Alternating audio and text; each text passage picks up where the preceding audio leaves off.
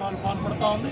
ఎన్ని దుర్మార్గాలు చేసినా సరే ఈ ప్రజా రాజధాని అమరావతి ఉద్యమాన్ని కాపాడుకోవడమే కాకుండా ప్రజా రాజధాని అమరావతి స్పష్టమైన ప్రకటన వచ్చే వరకు కూడా ఈ పోరాటం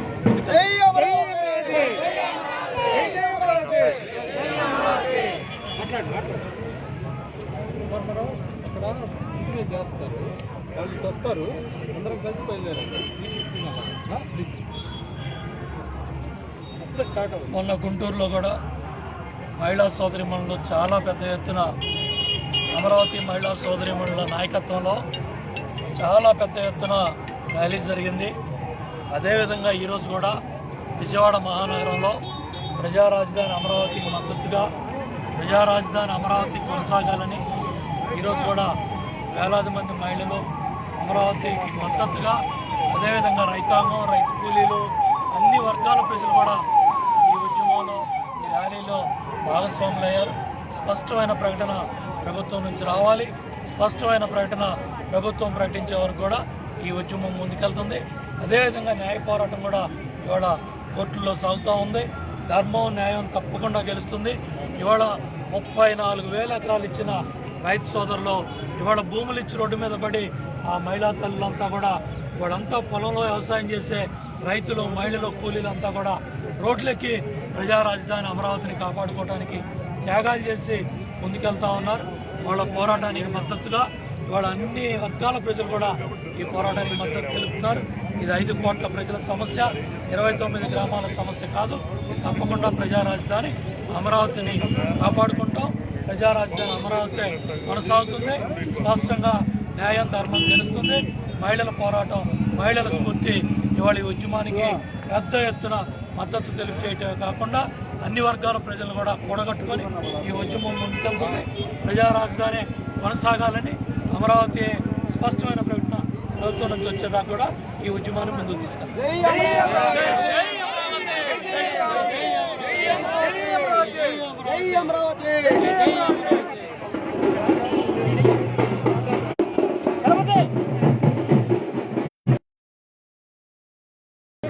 మహిళా సోదరిమణుల అమరావతి ర్యాలీ జయప్రదమైంది. అదేవిధంగా ఈరోజు కూడా వేలాది మంది మహిళలు, రైతులు, కూలీలు, అన్ని వర్గాలకు ఈ పోరాటానికి, అమరావతి ఉద్యమానికి మద్దతు తెలియజేస్తున్నారు. స్పష్టంగా ప్రభుత్వం ప్రకటన చేయాలి. అమరావతి ప్రజా రాజధానిగా కొనసాగుతుందనే స్పష్టమైన ప్రకటన ప్రభుత్వం నుంచి వచ్చే వరకు న్యాయం, ధర్మం వాళ్ళ న్యాయస్థానాల్లో పోరాటం చేస్తున్నారు రైతులు. తప్పకుండా న్యాయం, ధర్మం గెలుస్తుంది. అదేవిధంగా ప్రభుత్వం కూడా దిగిరావాలి. జగన్మోహన్ రెడ్డి వాళ్ళ తాళబేరానికి ఢిల్లీ వెళ్ళాడు. ఏ విధంగా అయినా సరే 3 రాజధానులు విశాఖపట్నం వెళ్ళాలి, దోచుకున్న విశాఖపట్నం భూముల్ని అమ్ముకోవాలనే కుట్రతో, కుతంత్రంతో ఇవాళ ప్రజా రాజధాని అమరావతికి అడ్డం పడుతూ ఉన్నారు. ఇవాళ అమరావతి అని ఆయన నోటెమ్మట ఆ మాట రావడానికి కూడా ఇవాళ ఇష్టపడలేదు.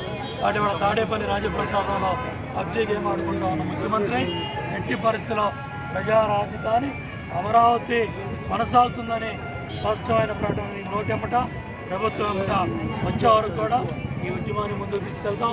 మహిళా సోదరిమణులు ముందుండి స్వతంత్ర పోరాటం తర్వాత ఇంత పెద్ద ఎత్తున మహిళా సోదరిమణులు ముందుండి ఈ ఉద్యమాన్ని నడిపించడం గొప్పతనం. 34,000 ఎకరాలు భూములు ఇచ్చి రోడ్డు మీద పడి వాళ్ళు పోరాటం చేస్తున్నారు. వాళ్ళ పొలాల్లోనూ వ్యవసాయం, పంటలు పండించుకోవాల్సిన రైతులు ఇవాళ 5 కోట్ల ప్రజల కోసం, అమరావతి కోసం త్యాగం చేసి భూములు ఇచ్చారు. వాళ్ళు పాపని వాళ్ళ రోడ్డెక్కి ఈ రాజధాని కాపాడటానికి లాఠీ దెబ్బలు తిన్నారు, స్టేషన్లకు వెళ్ళారు, జైలుకి వెళ్ళారు.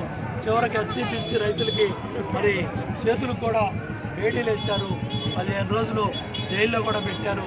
ఎంతోమంది మహిళలకి లాఠీ దెబ్బలు తగిలాయి, హాస్పిటల్కి వెళ్ళారు. ఇన్ని పోరాటాలు, ఇన్ని త్యాగాలు భూములు ఇచ్చిన రైతులే ఉన్నాయి. ఇవేమీ కూడా జగన్మోహన్ రెడ్డి గారి గుర్తు రావట్ల. ఎన్నికల ముందు ఇక్కడే రాజధాని ఉంటుందన్నాడు, తాడేపల్లిలో ఇల్లు కట్టుకున్నాడు, అన్ని మాటలు చెప్పాడు, ఓట్లు ఎంచుకున్నాడు. ఏరు దాటేదాకా గోడమల్లయ్య అన్నాడు, ఏరు దాటిన తర్వాత గోడిమల్లయ్య అని చెప్పేసి ఇవాళ రైతు గుండెల మీద పడతా ఉన్నాడు. ఇవాళ దుర్మార్గాలు చేస్తూ ఉంది ప్రభుత్వం.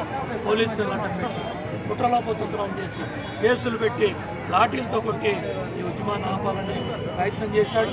వాళ్ళు ఎన్ని కుట్రలు చేసినా కూడా 364 రోజులు ఈ ఉద్యమాన్ని మహిళలు బతికించారు, నడిపించారు, ముందుకు నడిపిస్తున్నారు.